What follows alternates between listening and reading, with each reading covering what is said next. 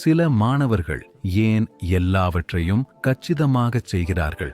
நல்ல மதிப்பெண், தன்னம்பிக்கை, சமநிலை, தெளிவான இலக்குடன் இருக்கிறார்கள். மற்றவர்கள் பள்ளி நாட்களை எப்படியோ கடத்த நினைக்கிறார்கள் என்று யோசித்திருக்கிறீர்களா? இது அதிர்ஷ்டமல்ல, திறமை. இன்றைய உலகில் பள்ளியில் மட்டுமல்ல, வாழ்க்கையிலும் சிறந்து விளங்க ஒவ்வொரு மாணவனும் கற்றுக்கொள்ள வேண்டிய 7 சக்தி வாய்ந்த திறன்கள் உள்ளன. என்னை நம்புங்கள், கடைசியாக சொல்லப் போகும் அந்த திறன்தான் வெற்றிக்கும் மனச்சோர்விற்கும் இடையிலான வித்தியாசமாக இருக்கலாம். ரகசியத்தையும் தொடவிட்டு விடுவீர்கள். அதனால் கடைசி வரை என்னுடன் இருங்கள். ஏனெனில் இந்த 7ஐயும் நீங்கள் கற்றுத் தேர்ந்து விட்டால் உங்களை யாராலும் தடுக்க முடியாது. முதலாவது, டிஜிட்டல் அறிவு. ஆராய்ச்சி கட்டுரை எழுத முயல்கிறீர்கள் என வைத்துக் கொள்வோம். இணையதளங்கள் சந்தேகமாக தெரிகின்றன, ஆதாரங்கள் ஒன்றையொன்று முரண்படுகின்றன, தகவல் வெள்ளத்தில் மூழ்குகிறீர்கள். டிஜிட்டல் அறிவு இல்லையெனில் இதுவே நடக்கும். டிஜிட்டல் அறிவு என்பது மொபைல் பயன்பாடு அல்லது வேகமான டைப்பிங் மட்டுமல்ல. இது தொழில்நுட்பத்தை புரிந்து கொள்வது, நம்பகமான தகவல்களை கண்டறிவது, உங்கள் தனி உரிமையை பாதுகாப்பது மற்றும் டிஜிட்டல் கருவிகளை பயன்படுத்தி புத்திசாலித்தனமாக படிப்பது பற்றியது. இதை இன்றைய காலத்தின் உயிர் வாழும் திறனாக கருதுங்கள். உதாரணமாக, யோசனைகளை உருவாக்க அல்லது சிக்கலான தலைப்புகளை சுருக்க ChatGPT அல்லது கூகுளை சரியான முறையில் பயன்படுத்தியதுண்டா? இதுதான் டிஜிட்டல் ஒழிவுத்திறன் செயல்பாட்டில் இருப்பது. இணையம் உங்களை கட்டுப்படுத்த அனுமதிக்காமல் அதை உங்கள் உதவியாளராக பயன்படுத்துவது. நீங்கள் டிஜிட்டல் அறிவுத்திறன் பெற்றிருக்கும் போது நேரத்தை வீணாக ஸ்க்ரோல் செய்வதை நிறுத்திவிட்டு வளர்ச்சிக்காக தொழில்நுட்பத்தை பயன்படுத்த தொடங்குவீர்கள். இப்போது நீங்கள் தொழில்நுட்பத்தை புத்திசாலித்தனமாக பயன்படுத்த தெரிந்தவுடன் உங்கள் எண்ணங்களை உயிர்ப்பிக்க அடுத்த திறன் தேவைப்படும். 2, தகவல் தொடர்பு திறன். இதோ ஒரு குட்டி கதை. 2 மாணவர்கள் திட்டம் சமர்ப்பிக்கிறார்கள். இருவரும் சமமாக உழைத்தனர். சிறந்த யோசனைகளும் இருந்தன. ஆனால் ஒருவன் தெளிவுடனும் தன்னம்பிக்கையுடனும் கேட்பவரை ஈர்க்கும் வகையில் பேசுகிறான்.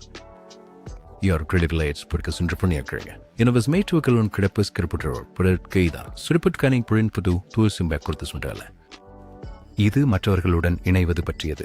ஆசிரியர்கள், நண்பர்கள் அல்லது எதிர்கால முதலாளிகளிடம் பேசினாலும் உங்கள் கருத்துக்களை வெளிப்படுத்தும் திறனே உங்கள் வெற்றியை தீர்மானிக்கிறது. எந்த துறையிலும் தனித்து ஜொலிக்க விரும்புகிறீர்களா?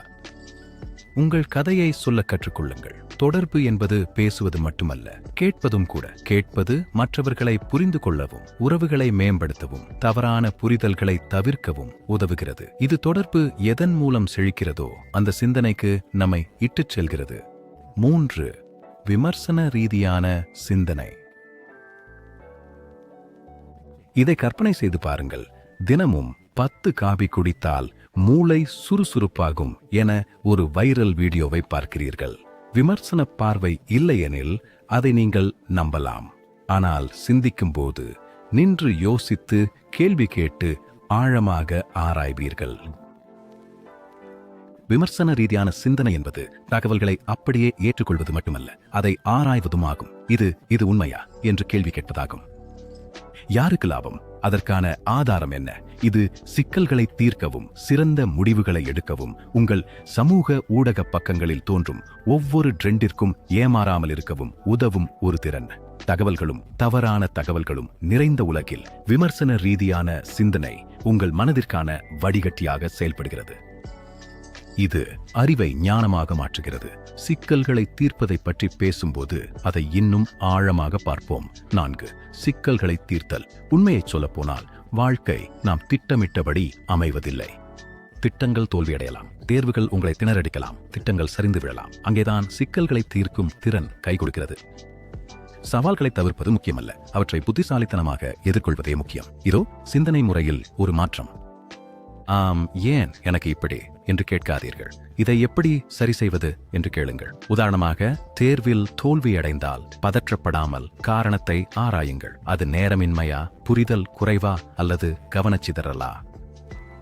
பிறகு நீங்கள் சரி செய்து மீண்டும் முயற்சி செய்யுங்கள். சிக்கல்களை தீர்ப்பது என்பது அடிப்படையில் விரக்தியை ஒரு சூத்திரமாக மாற்றுவதாகும். சிக்கல்களை தடைகளாக பார்க்காமல் புதிர்களாக பார்க்க தொடங்கினால் மற்றவர்களை விட நீங்கள் வேகமாக முன்னேறுவீர்கள். ஆனால் சிறந்த சிக்கல் தீர்ப்பவர்கள் கூட ஒரு விஷயத்தை நிர்வகிக்க தவறினால் தடுமாறுவார்கள். அது அவர்களின் வளங்கள், குறிப்பாக பணம். 5, நிதி அறிவு. உண்மையை சொல்லப்போனால் பள்ளிகளில் இதை பற்றி அரிதாகவே கற்றுக் கொடுக்கிறார்கள். ஆனால் ஒவ்வொரு மாணவனும் பணத்தின் அடிப்படைகளை புரிந்து கொள்ள வேண்டும். நிதி அறிவு என்பது சேமிப்பது அல்லது செலவு செய்வது பற்றி மட்டுமல்ல, இது பணம் எப்படி செயல்படுகிறது என்பதை புரிந்து கொள்வதை பற்றியது. இதை இப்படி நினைச்சு பாருங்கள். $100 சம்பாதிக்கிறீர்கள். அதை துரித உணவு, கேஜெட்டுகளில் வீணாக்கலாம் அல்லது சேமித்து முதலீடு செய்து பணத்தை உங்களுக்காக உழைக்க வைக்க கற்றுக்கொள்ளலாம். செலவுகளை கண்காணிப்பது, பட்ஜெட் போடுவது, கடன் தவிர்ப்பது போன்ற சிறு பழக்கங்கள் வாழ்நாள் பாதுகாப்பை தரும். இது ஒரு கதை. சாரா பள்ளி பருவத்திலேயே செலவுகளை கண்காணிக்கத் தொடங்கினாள். தினமும் காபிக்கு செலவிடும் $5 வீணாக்காமல் சேமித்து முதலீடு செய்தாள். 10 ஆண்டுகளில் அவளிடம் $10,000 மேல் சேர்ந்தது. இதுவே நிதி அறிவின் சக்தி. வருமானம் முக்கியமல்ல, அதை நிர்வகிக்கும் முறையே முக்கியம். நீங்கள் நினைக்கலாம், கேட்க நன்றாகத்தான் இருக்கிறது, வீட்டு பாடத்திற்கே நேரம் இல்லை, இதுல பட்ஜெட் வேறா? சரியாக சொன்னீர்கள். இது நம்மை 6வது திறமைக்கு கொண்டு செல்கிறது. 6. நேர மேலாண்மை. ஒவ்வொரு மாணவருக்கும் அதே 24 மணி நேரம் தான் கிடைக்கிறது. ஆனால் அனைவரும் அதை ஒரே மாதிரியாக பயன்படுத்துவதில்லை. குழப்பத்தை அமைதியாகவும் அதிகப்படியான சுமையை முன்னேற்றமாகவும் மாற்றுவதுதான் நேர மேலாண்மை. இதோ ஒரு எளிய விதி. உங்கள் நாளை திட்டமிடுங்கள், இல்லையெனில் உங்கள் நாள் உங்களை திட்டமிட்டுவிடும். செய்ய வேண்டியவை பட்டியலை உருவாக்குங்கள். பெரிய பணிகளை சிறிய பகுதிகளாக பிரியுங்கள். டைமர்கள், நினைவூட்டல்கள் என உங்களுக்கு வசதியானதை பயன்படுத்துங்கள். ஒன்றை நினைவில் கொள்ளுங்கள், உற்பத்தி திறன் என்பது அதிக வேலைகளை செய்வதல்ல, முக்கியமானவற்றை செய்வதுதான். ஒரு தந்திரம் சொல்லவா?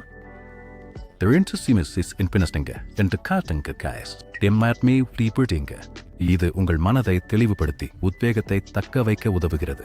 நேர மேலாண்மையின் மூலம் நீங்கள் காலக்கெடுவை துரத்துவதை நிறுத்திவிட்டு உங்கள் வாழ்க்கையை நீங்களே வழிநடத்த தொடங்குகிறீர்கள். ஆனால் உலகில் உள்ள அனைத்து திட்டமிடல்களையும் செய்தாலும் நீங்கள் அதை செய்து முடிப்பீர்களா என்பதை தீர்மானிக்கும் ஒரு விஷயம் இருக்கிறது. அதுதான் மிக முக்கியமான திறன். எல்லாவற்றையும் ஒருங்கிணைத்து வைத்திருக்கும் பிணைப்பு அது.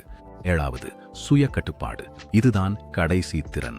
இதை நீங்கள் தவறவிட்டால் மற்ற அனைத்தும் சீர்குலைந்துவிடும். ஏனென்றால் நீங்கள் எவ்வளவு புத்திசாலியாக, ஒழுங்கமைக்கப்பட்டவராக அல்லது திறமையானவராக இருந்தாலும் சுய கட்டுப்பாடு இல்லாமல் இவை எதுவும் பலனளிக்காது.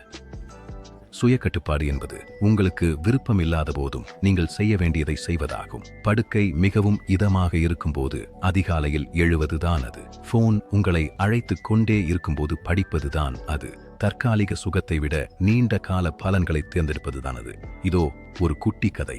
லியோ என்ற மாணவன் ஒருவன் இருந்தான். அவனுக்கு கிதார் கற்க வேண்டும் என்ற ஆசை இருந்தது. அவர் தினமும் 15 நிமிடங்கள் பயிற்சி செய்தார். அவருக்கு விருப்பமில்லாத நாட்களிலும் கூட. 1 வருடம் கழித்து மற்றவர்கள் வாசிக்க வேண்டும் என்று ஏங்கிய பாடல்களை அவரால் வாசிக்க முடிந்தது. அதுதான் சுய கட்டுப்பாட்டின் செயல் வடிவம். ஒரே அடியாக பெரிய முயற்சிகளை எடுப்பதல்ல, தொடர்ச்சியான சிறிய படிகளே முக்கியம். ஒழுக்கத்தை மற்ற அனைத்து திறன்களுடனும், டிஜிட்டல் அறிவு, தகவல் தொடர்பு, விமர்சன ரீதியான சிந்தனை, சிக்கல்களை தீர்க்கும் திறன், நிதி அறிவு மற்றும் நேர மேலாண்மை இணைக்கும் போது உங்களை யாராலும் தடுக்க முடியாது.